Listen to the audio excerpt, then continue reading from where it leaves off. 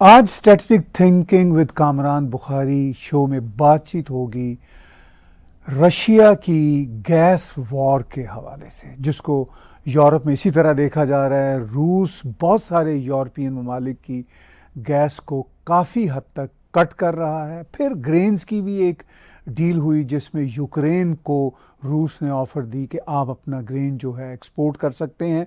Situation क्या है, ये strategic thinking with Kamran Bukhari show में बातचीत होगी। और ताशकंद कॉन्फ्रेंस ऑन अफ़गानिस्तान, ये भी आज हमारे इस टॉक शो का हिस्सा है। सबसे पहले मैं चाहूँगा कि हम ताशकंद कॉन्फ्रेंस ऑन अफ़गानिस्तान पे बातचीत करें। मेरे साथ जुड़े हुए हैं वाशिंगटन डीसी से जनाब कामरान बुखारी साहब। खुश आमदीद कामरान बुखारी साहब। कामरान साहब, मैंने आपकी इजाज़त से एजेंडा एक मुख्तसर सा व्यूअर्स के साथ शेयर किया है। बातचीत शुरू करना चाह रहा हूँ साउथ एशिया की बेल्ट से, जो ताशकंद कॉन्फ्रेंस ऑन अफ़गानिस्तान कहलाई जा रही है, जो अभी जुलाई 25 और 26 को हुई है। आप इस कॉन्फ्रेंस को कैसे देखते हैं? क्या इसके आउटकम्स रहे? जी शुक्रिया ताहिर साहब। तो सुनने और देखने वालों को मैं ये बताना चाहता हूँ कि मेरा मंडे को द नेशनल इंटरेस्ट जो पब्लिकेशन है यूएस में, तो उसमें मेरा एक मजमून शाया हुआ है इसी कॉन्फ्रेंस के ऊपर। और वो बेसिकली जो है वो पूरा मजमून ये कह रहा है कि जो उज़्बेकिस्तान है, और शायद अगर यादाश्त मेरी ठीक है तो पिछले सेगमेंट में भी इसके ऊपर कुछ थोड़ी बहुत हमने गुफ्तगू की थी, तो सिलसिला वहीं से शुरू करते हैं कि देखें अब अगर आप मुल्क उठा के देख लें जो अफ़गानिस्तान के जो पड़ोसी ममालिक हैं, तो उनमें जो है वो कौन किस हद तक अफ़गानिस्तान को मुस्बत अंदाज में इन्फ्लुएंस कर सकता है। और मुस्बत भी यहाँ रिलेटिव है, क्योंकि हम एक जिहादी रेजीम के साथ जो है डील कर रहे हैं, यानी तालिबान की जो एमिरेट है 2.0। तो उसमें अगर फहरिस्त में से गुजर जाएं तो पाकिस्तान का तो हाल सबको पता है कि वो तो वहाँ पे तो मतलब बैंकरप्सी के दहाने पे है। और मतलब कुछ लोग कह रहे हैं डिफ़ॉल्ट होने वाली है, कुछ लोग कह रहे हैं कुछ अरसे में हो जाएगी, लेकिन मतलब कहीं मामला बीच में है। तो पाकिस्तान तो ज़्यादा कुछ कर नहीं सकता। और अगर डिफ़ॉल्ट का मामला ना भी होता तो पाकिस्तान इटसेल्फ तालिबानाइजेशन से कॉम्प्रोमाइज्ड है, यानी वो क्या इन्फ्लुएंस करेगा अफगानिस्तान को, बल्कि तालिबान पाकिस्तान को इन्फ्लुएंस कर रहे हैं।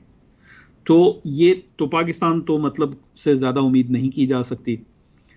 ईरान जो है वो एक रेडिकल रेजीम है, आपको पता ही है। वो अपना वो भी कोई मतलब मनफी किरदार अदा कर सकता है, क्योंकि ये ईरान चूंकि अमेरिका के साथ उनकी एक स्ट्रगल है, तो उसमें ईरान का तो फ़ायदा इसी चीज़ में है कि अफ़गानिस्तान में जो तालिबान की हुकूमत है, तो उसके साथ ऐसे मिल के काम किया जाए जिसके लिए अमेरिका के लिए मुसीबत हो। तो वो भी, उनका भी मतलब आप फहरिस्त से नाम काट दें। रह गए सेंट्रल एशियाई ममालिक, ठीक है। तो उसमें ताजिकिस्तान जो है वो एक बहुत ही कमज़ोर नार्को स्टेट है, और वहाँ पे मतलब बहुत ही वल्नरेबल है वो भी, क्योंकि अब तो तालिबान जो है वो जो ताजिक मेजॉरिटी एरियाज़ हैं नॉर्दर्न अफ़गानिस्तान में, वहाँ भी अपनी उन्होंने अपनी उनकी गिरफ्त में है। इसी वजह से तो वो पूरे मुल्क पे काबिज़ हैं। तो ताजिकिस्तान उससे खौफज़दा है, तो वो भी कोई ख़ास काम नहीं कर सकता। तुर्कमेनिस्तान को अगर ले लें तो बॉर्डर बड़ा लंबा है, लेकिन तुर्कमेनिस्तान भी एक बहुत ही कमज़ोर रियासत है। नए एक सदर आए हैं जो कि पिछले सदर के जो है साहबजादे हैं, तो वो अभी अपने कदम जमा रहे हैं। तो फिर रह कौन गया? फिर रह गया उज़्बेकिस्तान। और उज़्बेकिस्तान वो वाहिद मुल्क है इस पूरी फहरिस्त में जो मेरे नज़दीक ये जो तालिबान रन अफ़गानिस्तान है, इसको अगर किसी मुस्बित जानिब जो है इसका रुख मोड़ना है, अगर उसमें छोटे मोटे भी इकदाम करने हैं, यानी बड़ों की तो हमें उम्मीद नहीं है, क्योंकि अफ़गानिस्तान तो मैं और आप बड़ी दफ़ा ये डिस्कस कर चुके हैं कि एक ब्लैक होल है। तो वो तो एक मतलब उस भिड़ों का छत्ता है जिसको हम उर्दू में कहते हैं। तो उसको डील करना तो किसी के बस की बात नहीं। अमेरिका भी जो है मतलब 20 साल के बाद जो है वो फारिग हो गया, और उसने बेसिकली अपना दस्तबरदार हो गया उस जिम्मेदारी से। तो लेकिन अगर वो कहते हैं ना कि जब आपका मेन्यू जो है वो बहुत नैरो हो ऑप्शंस का, तो फिर आप वो जो सबसे ज़्यादा जो आपको कारामद जो मतलब ऑप्शन नज़र आती है, फिर आप उसी पे जाते हैं, चाहे वो कितनी कमज़ोर हो। तो उज़्बेकिस्तान अपनी तमाम तर कमज़ोरियों के बावजूद मैं समझता हूँ फिर भी को किरदार अदा कर सकता है। तो इसी वजह से हम देख रहे हैं कि जो ही तालिबान की हुकूमत आई, उज़्बेकिस्तान ने उनको एक तो मुफ्त बिजली फराहम करने की जो है पेशकश कर दी और वो डील होगी साल की। उसके बाद बेतहाशा ह्यूमैनिटेरियन असिस्टेंस उनको प्रोवाइड की है। फिर तालिबान की जानिब से वफूद जो हैं वो उज़्बेकिस्तान गए हैं और उज़्बेकिस्तान की जानिब से वफूद काबुल आए और एक ताल्लुक है। तो ये जो उन्होंने, हालांकि मतलब ये बड़ी ज़रूरी है बात ये समझना कि तालिबान की हुकूमत तो जो है वो एक क्लैरिकल रेजीम है ना जी, जिहादी रेजीम है, और उज़्बेकिस्तान जो है वो एक सेक्युलर स्टेट है। तो इस जो इसे कहते हैं कॉन्ट्रडिक्शन के बावजूद उज़्बेकिस्तान ने बड़ी डिप्लोमेसी की महारत का सबूत दिया है कि उन्होंने वो मतलब अपने आप को ऐसे उन्होंने डील किया है कि जैसे वो मतलब किसी नॉर्मल स्टेट से डील कर रहे हो। वो कि नॉर्मल स्टेट तो नहीं है, लेकिन वो कहते हैं ना कि फूंक फूंक के कदम रखने की ज़रूरत है, तो वो कर रहे हैं। तो इसी वजह से ये कॉन्फ्रेंस भी उन्होंने मुनक्कद की है। गोया कहने का मकसद ये है कि उज़्बेकिस्तान ने उस खित्ते के अंदर अफगानिस्तान को मजीद इंस्टेबिलिटी इनसिक्योरिटी की जानिब ना जाने की एक तरह से जिम्मेदारी उठा ली है। जिम्मेदारी उन्होंने खुशी से नहीं उठाई, अपनी मजबूरी से उठाई है, क्योंकि अगर ये अफगानिस्तान मजीद बेकाबू हो जाता है तो उज़्बेकिस्तान के हालात बहुत तेजी से खराब हो सकते हैं। क्योंकि एक तो 35 मिलियन की आबादी है, जो सबसे बड़ा आबादी के लिहाज से मुल्क है वो उज़्बेकिस्तान है। फिर उज़्बेकिस्तान के अंदर भी जो है वो एक ट्रांजिशन आ रहा है। मौजूदा जो सदर हैं शफकत मिर्ज़ियोयेव, उनके ज़ेर सदारत मुआशरे के अंदर थोड़ी सी ओपनिंग हुई है कि जी वहाँ पे सिविल सोसाइटी में मज़हब को भी फ़रोग़ दिया जाए। आपको याद होगा इस्लाम करीमोव के ज़माने में बहुत सख्ती थी, तो इन्होंने थोड़ी रिफॉर्म किया, ओपनिंग की है। फिर उनके शुमाल की जानिब काज़ाख्स्तान है, जहाँ पे ऑलरेडी जो है वो हालात जो है वो फ्रेजाइल है। फिर रूस की जंग यूक्रेन में भी चल रही है, चीन भी पुश इन कर रहा है, ईरान भी इस खित्ते की जानिब देख रहा है, तुर्की भी देख रहा है। तो ऐसे सारे माहौल के अंदर उज़्बेकिस्तान ने कहा है कि भाई हम इसकी जिम्मेदार, हम चाहते हैं कि कलीदी किरदार हम अदा करें। इसी वजह से कॉन्फ्रेंस वहाँ मुनक्कद हुई कि भाई आप चलें, इनको तस्लीम हम नहीं करेंगे, लेकिन अगर ये जितने इनके हालात बुरे हैं उससे मज़ीद बुरे हो जाएं तो फिर तो हमारा जो तूफ़ान बदतमीज़ी अफ़गानिस्तान के हदूद अरबे में अभी तक महदूद है, ये हमारे इलाकों में आ जाएगा, तो हमारा तो मतलब बड़ा नुकसान हो जाएगा। बैठ के हम ऑलरेडी एक मुश्किल ट्रांजिशन से गुजर रहे हैं। तो आई थिंक कि वो इसी वजह से इन्होंने ये कॉन्फ्रेंस भी मुनक्कद की है, और इस कॉन्फ्रेंस में बहुत सारी बातें भी हुई, यहाँ तक कि वो जो उनके फ्रोज़न एसेट्स हैं जो 7-8 बिलियन के लगभग हैं, जो अमेरिका के अंदर फ्रोज़न हैं, उनको भी किसी तरीके से जो है दोबारा से जो उनका अफ़गानिस्तान का जो सेंट्रल बैंक है उसको रिकैपिटलाइज करने की भी बात हुई। अमेरिका के जो एलची थे वो भी गए, अमीर खान मुत्तकी जो हैं, जो वज़ीर ख़ारजा हैं इंटरम तालिबान हुकूमत के, वो भी वहाँ थे।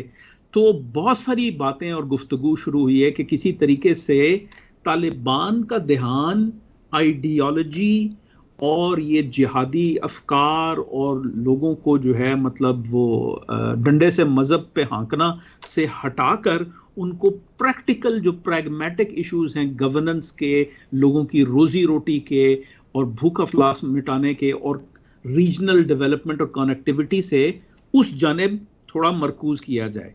अब जाहिर है ये मतलब मुश्किल काम है, लेकिन मेरा मजमून ये इसी चीज़ का था कि देखें कनेक्टिविटी जो है वो तो मजमूई तौर पे अफगानिस्तान के अंदर स्टेबिलिटी और सिक्योरिटी के ऊपर उसका इन्हिसार है, जो कि नहीं होने वाली। लेकिन अगर उस दौरान यानी मतलब शॉर्ट टर्म मीडियम टर्म में अगर हम इस पे काम भी शुरू कर देते हैं तो तालिबान का ध्यान जो है वो प्रैक्टिकल इश्यूज की तरफ ज़्यादा आने का जो है वो अपना प्रोबेबिलिटी है, और वो कम से कम जो है वो अपने जो उनकी जो खुराफात हैं, जो आइडियोलॉजिकल खुराफात हैं, उन पे ध्यान वो कम देंगे, क्योंकि जब उनका जब रोज़ी रोटी लग जाएगी तो फिर वो एक रिलेशनशिप ऑफ डिपेंडेंसी क्रिएट हो जाता है। मुश्किल काम है, लेकिन हम इस दहाने पे इस वक्त खड़े हुए हैं। आपने कहा कि ताशकंद कॉन्फ्रेंस ऑन अफगानिस्तान जो है ये कोई आसान प्रोजेक्ट नहीं है।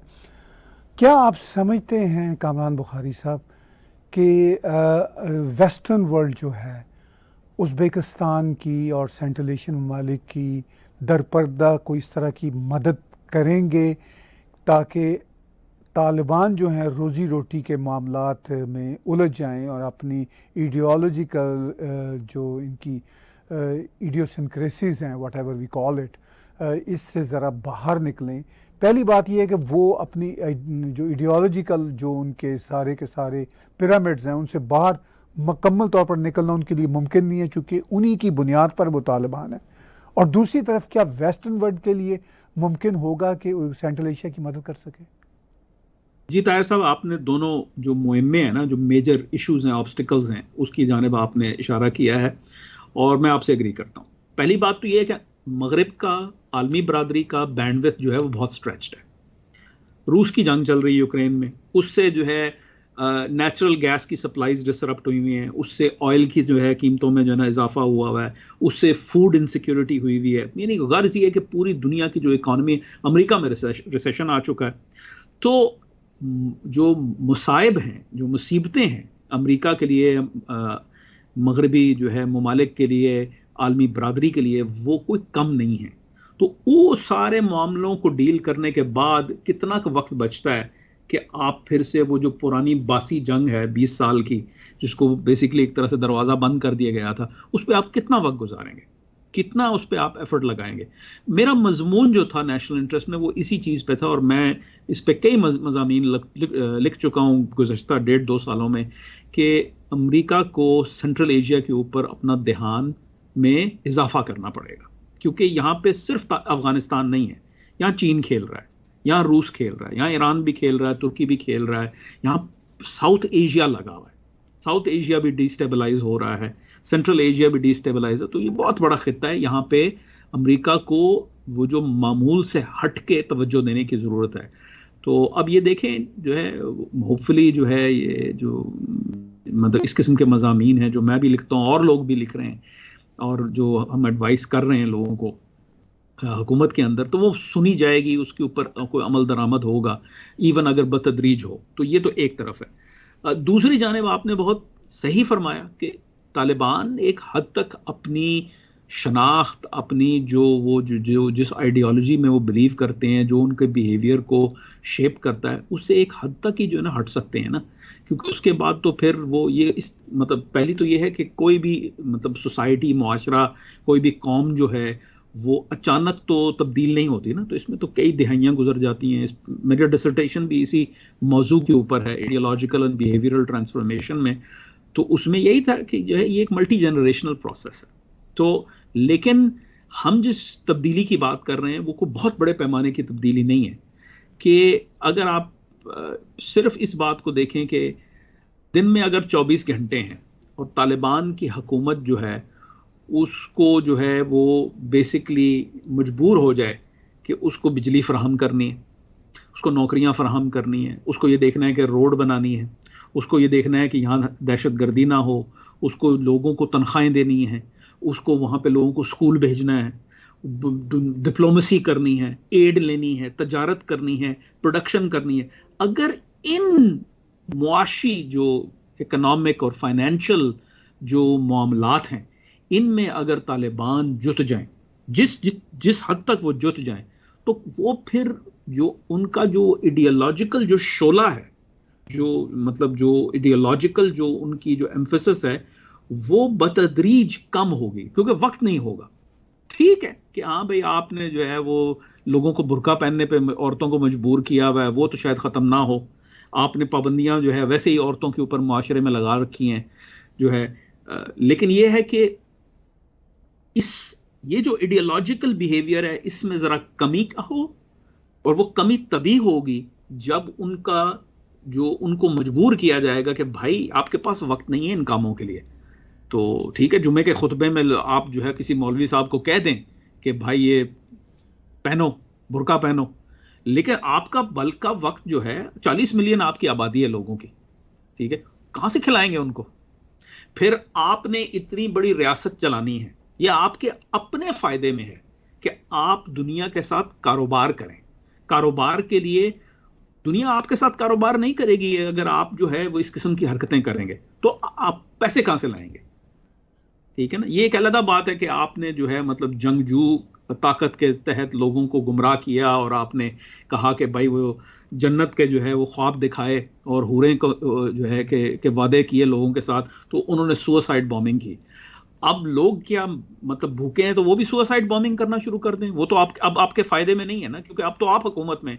अगर आपने अपनी रियासत बचानी है, अगर आपने जो है हुकूमत करनी है, अगर आपने ये जो आपने बेड़ा उठा रखा है, तो इसके लिए तो काम करना होगा। तो काम करेंगे तो ये चलेगी।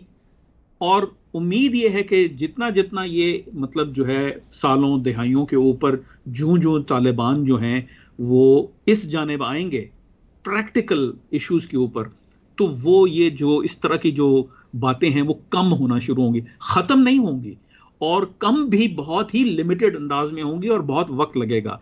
और ये प्रोसेस लीनियर भी नहीं है, इसमें डिसरप्शन भी हो सकता है कि अगर जो है फर्ज करें कोई मसला हो जाए कि क्योंकि कुछ तालिबान खींच रहे हैं कि जी आप हुकूमत के इश्यूज को डील करें, पॉलिटिकल इकोनॉमी को डील करें, दूसरी तरफ और तालिबान है वो कहते हैं नहीं हमें जो है अपनी आइडेंटिटी आइडियोलॉजी को नहीं जो ना ख़त्म करना। तो ये जो टेंशन है ये भी तो मामलात को ख़राब कर सकती है ना। लेकिन जब हालात इतने बुरे हों कि एक जिहादी रेजीम हुकूमत में आ चुकी है, सेंट्रल और साउथ एशिया के दरमियान एक बहुत ही स्ट्रेटेजिक जियोपॉलिटिकल रियल एस्टेट पे काबिज है, तो फिर आप क्या कर सकते हैं?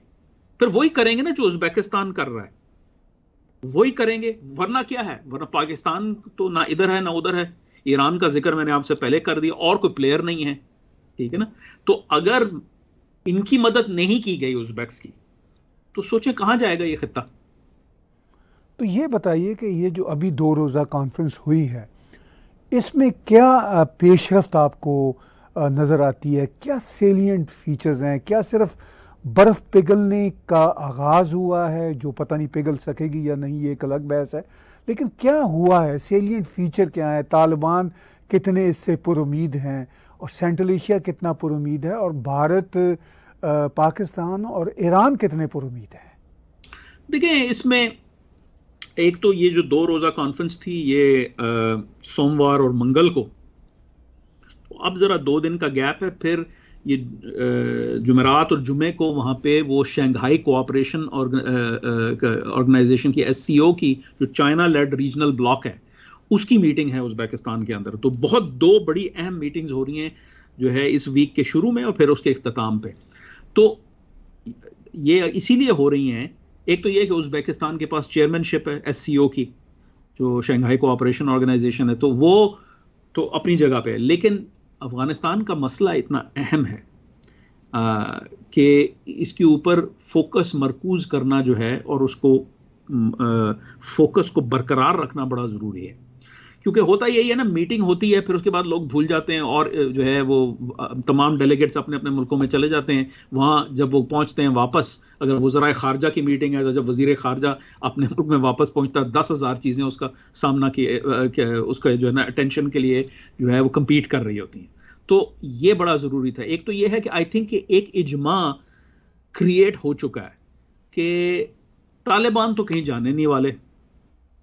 अब बजाय इसके कि इनकी जो है वो इनसे हम बगलगीर नहीं होंगे, ना ही हम इनका जो है ना इनके साथ मुसाफा और मुआनका करेंगे, यानी हैंडशेक और जो है इनके साथ एम्ब्रेस करेंगे, हम अपना डिस्टेंस रखेंगे, लेकिन इनके साथ कुछ तो डील करना है ना। क्योंकि एक तरफ 40 मिलियन लोग हैं और उनकी जो है फलाह बहबूद जो है दाव पे लगी हुई है, दूसरी तरफ अगर इनको जो है मतलब वो भी किसी तरीके से हम वो धक्का स्टार्ट चलती रहे और तालिबान को जो है वो मतलब इंगेज ना किया जाए किसी तरीके से मुस्बत अंदाज में, तो फिर हम इनको इनके हाल पे छोड़ दें तो यहाँ तो कुछ और हो जाए। तो मतलब दाइश भी है यहाँ पे, फिर ईरान और पाकिस्तान जो खिचड़ी बना रहे हैं बैठ के वो बनेगी। तो आई थिंक कि ये एक इस कॉन्फ्रेंस से एक चीज़ ये सामने आ चुकी है कि लोग, आलमी बरादरी ने कहा है कि यार हमें ये पसंद तो नहीं है, काश ये ना होते हुकूमत के अंदर, लेकिन हकीकत ये है कि ये हैं।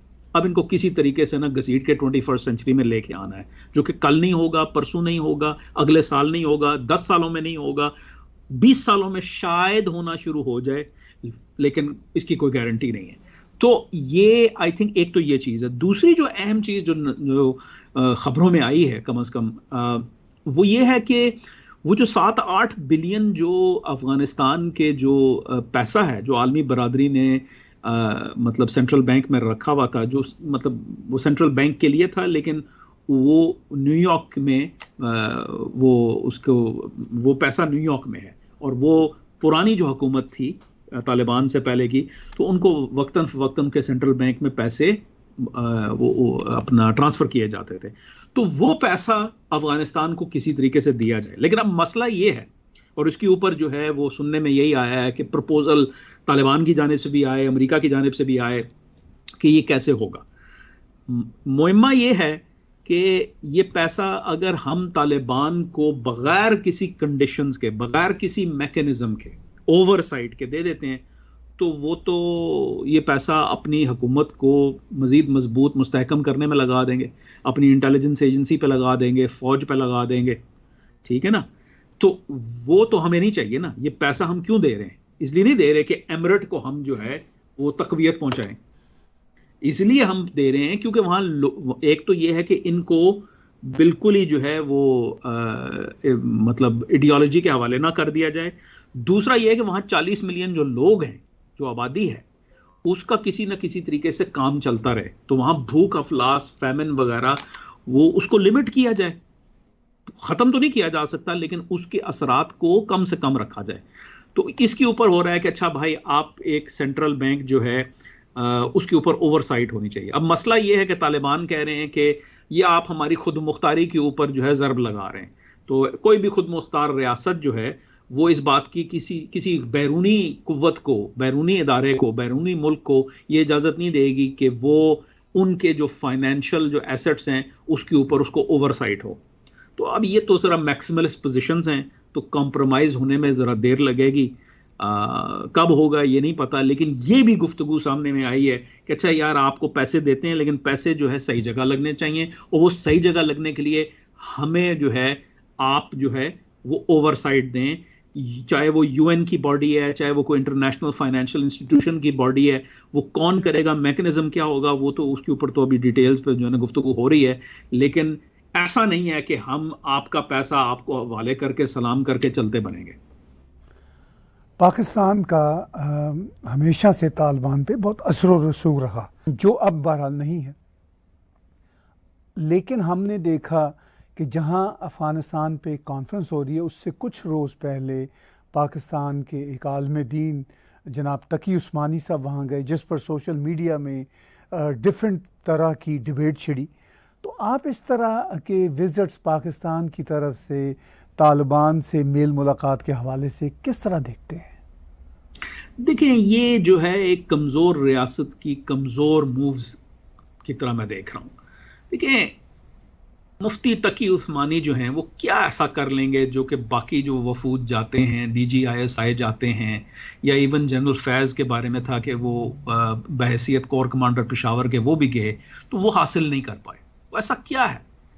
तो कहते हैं जी कि इनको इसलिए भेजा गया क्योंकि ये और वो जो है इनकी बड़ी रिस्पेक्ट है। तालिबान नहीं, TTP जो कि कलदम जो है ना तंजीम है, जो कि एक दहशतगर्द तंजीम है, जिसके हाथों पे जो है मतलब टेंस ऑफ थाउजेंड्स ऑफ पाकिस्तानियों का खून है। तो ये उनके लोग मुफ्ती साहब की बड़ी ताज़ीम करते हैं, बड़ी उनकी इज्जत करते हैं, उनकी बात मानते हैं, उनको अपना बुजुर्ग समझते हैं। हाँ, तालिबान ने अपने जो इंफॉर्मेशन ऑपरेशंस, जो उनकी पब्लिक रिलेशनिंग थी इस मुलाकात के इर्द गिर्द, तो उसमें भी उन्होंने इस बात का जो है किया कि हाँ भाई, हमारे नज़दीकी बड़े मोतबर हैं। लेकिन सुनने में ये आया है कि चाहे वो मोतबर कितने ही थे, तो ज़बानी जमा खर्च तो आप तारीफ जितनी मर्जी कर लेना, तो कोई ब्रेक थ्रू नहीं हो पाई। ब्रेक थ्रू हो भी नहीं सकती। उसकी वजह यह है कि वो जो चाह रहे हैं तालिबान, वो पाकिस्तान के लिए देना बड़ा मुश्किल है।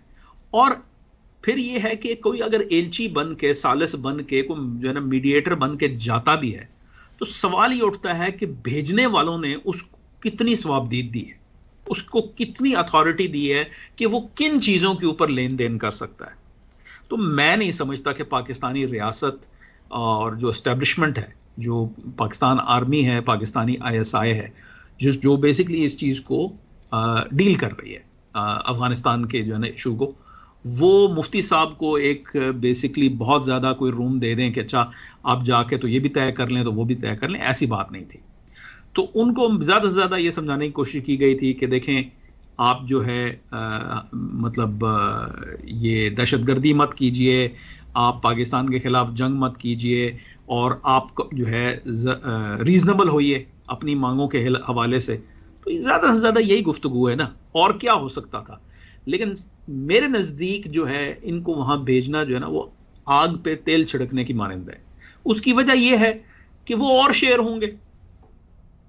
अगर उन्हीं का बंदा जिसको वो इज्जत की निगाह से देखते हैं आप भेज रहे हैं, तो आप क्या मतलब मैसेज सिग्नलिंग क्या हो रही है कि भाई हमसे तो कुछ हो नहीं रहा, आप हमारी बात तो मान नहीं रहे, तो इनकी सुनिए। ऐसा ये इस किस्म का जो एक्शन है वो कब लिया जाता है, चाहे वो कोई भी क्यों ना हो, वो तब है जब वो रियासत अपनी कमजोरी दिखा रही होती है। तो कमजोरी पे कमजोरी दिखा रहे हैं तो वो तो अगले तो शेर होंगे, नाचेंगे आपके जो है ना सीने पे चढ़ के। तो वो, और फिर आप क्यों अहमियत जो है मुल्ला लोगों की इतनी बढ़ा रहे हैं बैठ के? मुल्ला का क्या लेना देना सियासत के साथ? सियासत देखें का कोई मजहब नहीं है, मजहब मेरे और आप जैसे लोगों का है। हम मुसलमान हैं, कोई रियासत मुसलमान नहीं होती, कोई ग्रोह अपने आप को मुसलमान नहीं कह सकता, कोई ये नहीं। मसला क्या है इन सारी इस्लामिस्ट ग्रुप्स का? ये अपने आप को कहते हैं कि हम इस्लाम के रिप्रेजेंटेटिव हैं।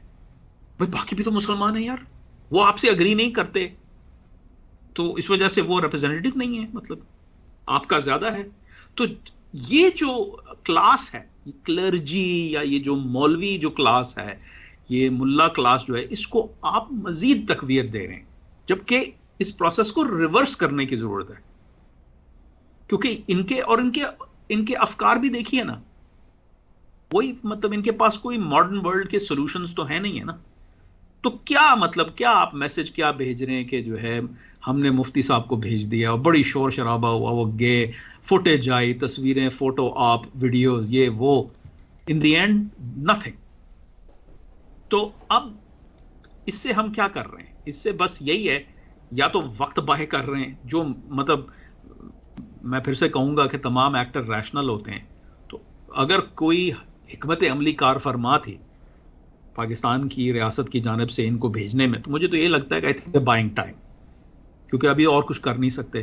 तो चलिए कभी मुफ्ती को भेज दो, कभी DGISI को भेज दो, कभी किसी को भेज दो, कभी ये हो जाए, कभी वो हो जाए। तो I think that's what is happening. क्योंकि जो चीज तालिबान TTP मांग रही है वो एक मिनी एमिरेट मांग रही है। मतलब वो खुल के कहते हैं, कोई बात ढकी छुपी भी नहीं, मैं नहीं कह रहा, ये वो खुद कह रहे हैं कि जी ये जो आपने कबायली इलाका जात जो थे इनको जो जुल्म किया है, इस प्रोसेस को रिवर्स कर दें। वो ऐसा क्यों मांग रहे हैं? क्योंकि वो इन इलाकों पे हुकूमत करना चाहते हैं, अपना कानून लाना चाहते हैं। अगर ये जुल्म हो गई है तो फिर तो ये कानूनी तौर पे, आईनी तौर पे जो है उसके अंडर है। अगर ये जब तक ये ऑटोनमस थी तो ये बात की जा सकती थी कि यहाँ जो पाकिस्तानी कॉन्स्टिट्यूशन है उसको आप जूं का तू लागू नहीं कर सकते, यहाँ के लोकल कस्टम्स हैं, लोकल ये है, लोकल वो है। तो वो अपने लिए खड़े होने की जगह ढूंढ रहे हैं कि अगर ये इन इलाका जात में आप हमारी हुकूमत, हमारे सब कुछ को, अथॉरिटी को तस्लीम कर लें तो वो खड़े होने की जगह मिल जाएगी। तो वहां नहीं रुकेंगे, वो वापस सवात की तरफ आएंगे, वो वापस डीपर पंजाब में आएंगे। मतलब ये एक बहुत खतरनाक खेल है जिसको मैं नहीं समझता कि किसी जिसे कहते हैं कोई स्किल नहीं दिखाया जा रहा। कोई यहाँ पे मुझे ये नजर नहीं आ रहा कि रियासत जो है वो उसके पास कोई स्किलफुल पॉलिसी है, कोई इसके ऊपर सोच विचार नहीं। वही घिसे पिटे जो है वो वक्त जो है ना खरीदने के लिए, टाइम बाय करने के लिए हरबे इस्तेमाल किए जा रहे हैं। किसी के पास कोई सोल्यूशन नहीं है, और सोल्यूशन ना होना इतनी बड़ी बुरी बात नहीं है। सोल्यूशन को ढूंढना के लिए जो अमल चाहिए, जो पब्लिक डिबेट चाहिए, जो खुलकर गुफ्तगू होनी है कौम के अंदर, उसका ना होना मैं समझता हूं वो सबसे बड़ा जुल्म है। हमने अफ़गानिस्तान के हवाले से जो सेंट्रल एशिया में उज़्बेकिस्तान में कॉन्फ्रेंस हो रही है उसकी बात की, सेंट्रल एशिया से थोड़ा आगे रूस का हदूद अरबा शुरू होता है और सेंट्रल एशिया खुद चंद डिकेड्स पहले सोवियत यूनियन का हिस्सा था।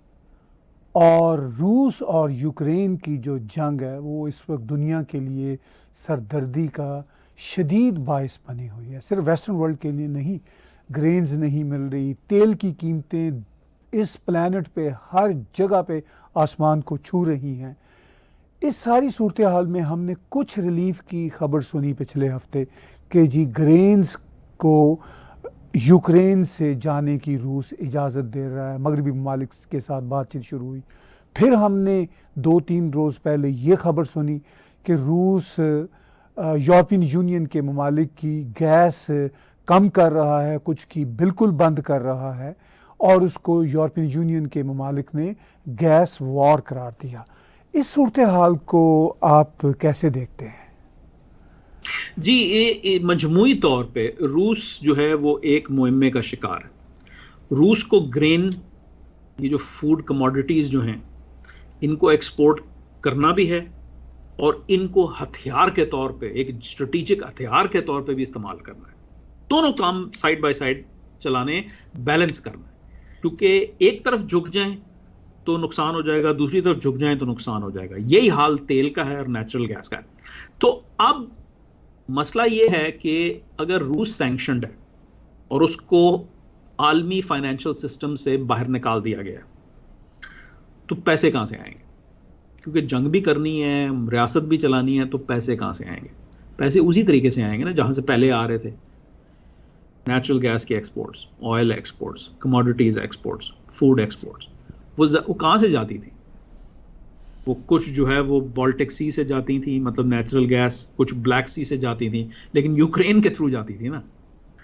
तो पैसे भी चाहिए और जो है पूरी दुनिया को, बिलखसूस यूरोप और अमेरिका को हॉस्टेज भी बनाना है, ताकि उनके ऊपर दबाव डाला जाए, ताकि जो बातचीत चल रही है उसके अंदर इनके पास लेवरेज हो। तो ये एक बैलेंसिंग एक्ट है कि वो कहते हैं जी कि हमने पूरी तरीके से तो नहीं बंद किया, लेकिन बहुत कम कर दिया। तो साथ में यूरोप भी कह रहा है कि हम जो है वो रिडक्शन कर रहे हैं डिपेंडेंसी के ऊपर। वो कब मर्ज वजूद में आएगी, बड़ा वक्त लगता है। अल्टरनेटिव सोर्सेज ऑफ एनर्जी, इसके ऊपर भी मेरा एक मजमून 2-3 हफ्ते पहले आया था कि ये इतनी जल्दी नहीं होते, इसमें टाइम लगता है। और वो टाइम अभी तो मतलब मामला शुरू हुआ है ना, गुफ्तगू शुरू हुई है। लेकिन इस असना में रूस चाहता है कि हम पैसे भी बनाते रहें और इसको हथियार के तौर पे भी इस्तेमाल करते रहें। तो ये कैसे होगा? ये होगा पूरी तरीके से शट डाउन ना किया जाए, कहीं ना कहीं एक्सपोर्ट करने दिया जाए और बाकी जगह पे जो है आप वो उसको शट डाउन करें।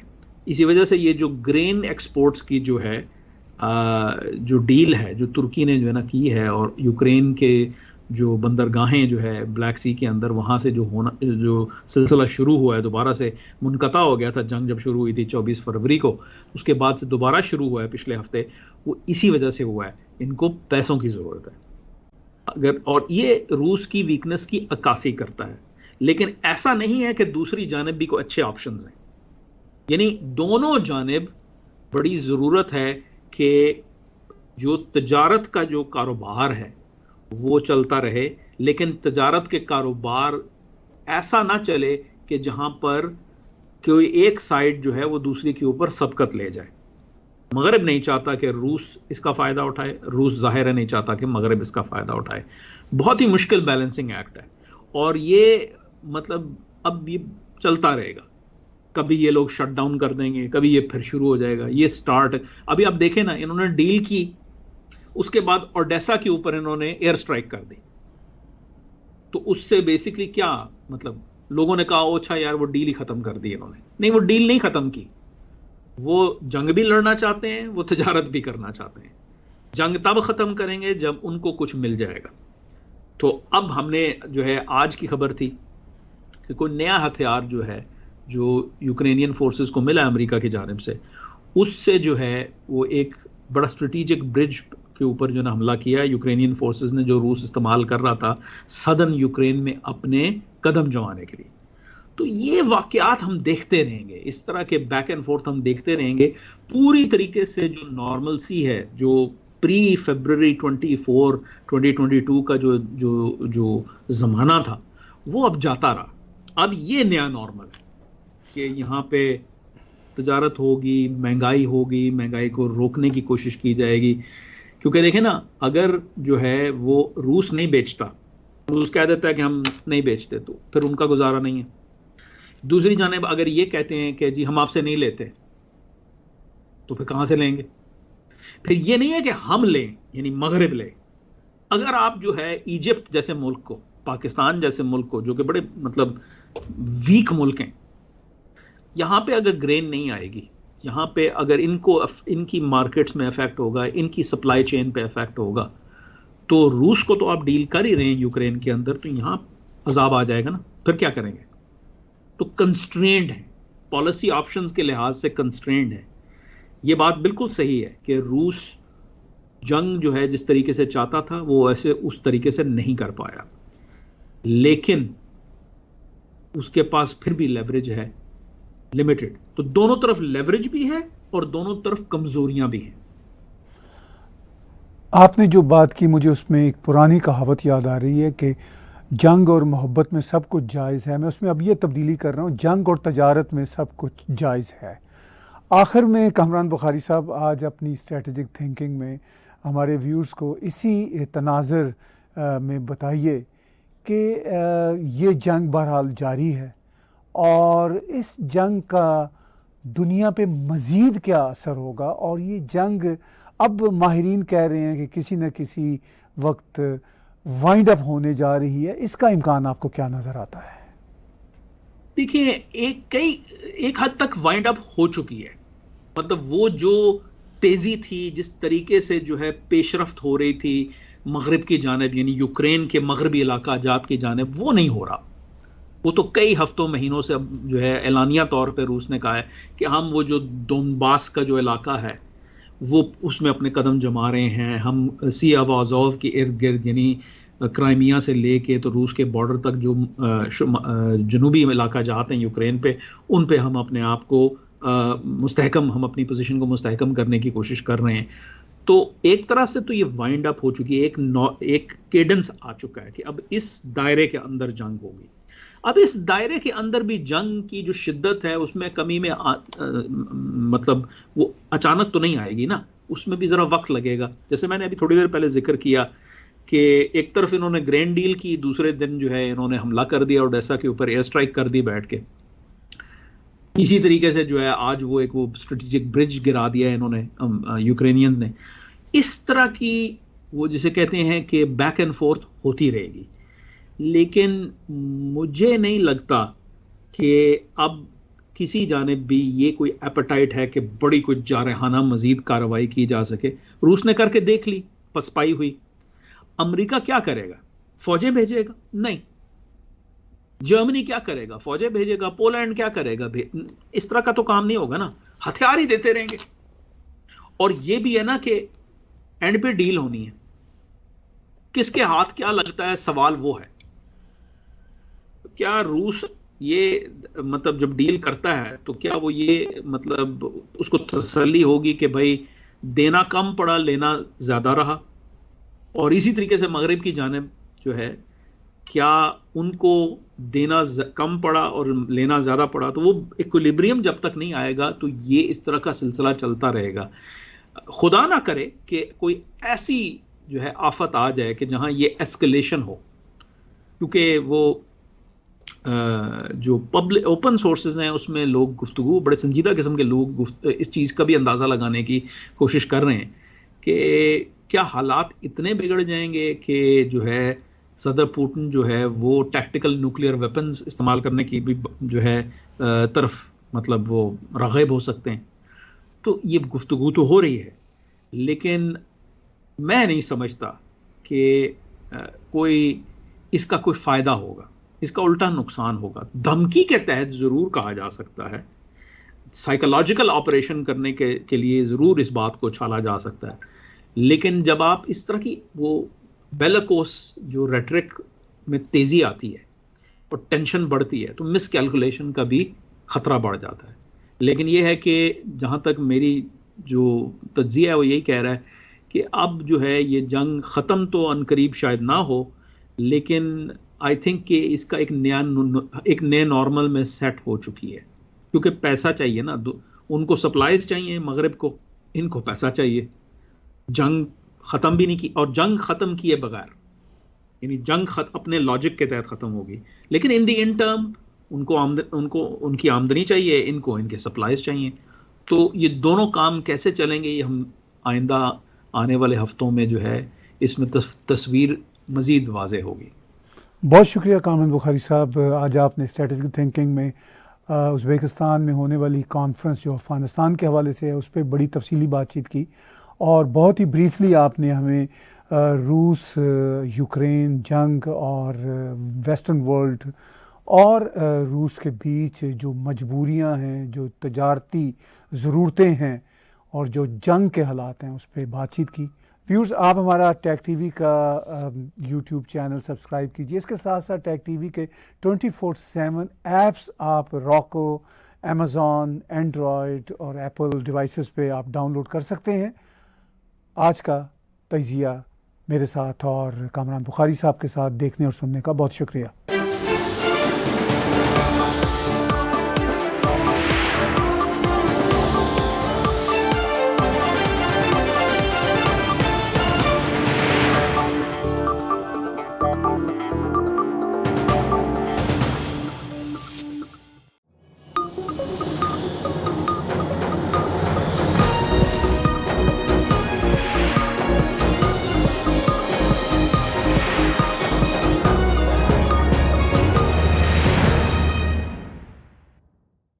Subscribe Tag TV YouTube channel and press the notification button.